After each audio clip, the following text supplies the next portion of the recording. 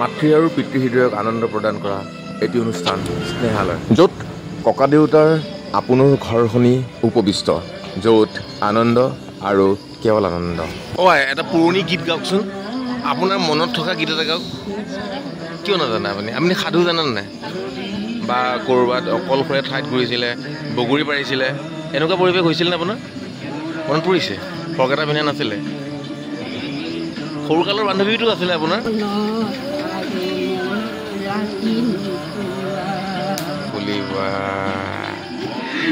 ঢোলবিৰি দুখ দিগি আপুনি কওকচোন, ডলা চালনী হেৰাই গৈছে যে, খৰাহী এইবিলাক পৰি থাকিব, মাজে মাজে আমি আহি থাকিম দেই। 86 আপোনাৰ?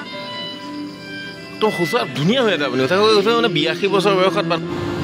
নমস্কাৰ প্ৰিয় বন্ধু বান্ধৱীসকল, আজি সাংস্কৃতিক নগৰীৰ প্ৰিয়বৰ বান্ধৱ সুৰজিৎ মহন্তদেৱৰ, সংগীত শিল্পী সুৰজিৎ মহন্তদেৱৰ দ্বাৰা নৱৰূপ কলাগুৰু বিষ্ণুপ্ৰসাদ ৰাভাদেৱৰ যুগজয়ী কালজয়ী প্ৰিয়াৰ আলফুলীয়া গীত শোকাত্ৰ গীত পৰজনমৰ শুভ লগনত গীতটি শুভ উন্মোচনী হৈ যায় আৰু উন্মোচন কৰে অসমৰ সুকন্তি সংগীত শিল্পী সংগীত পৰিচালক সীমান্ত কাকতিদেৱে।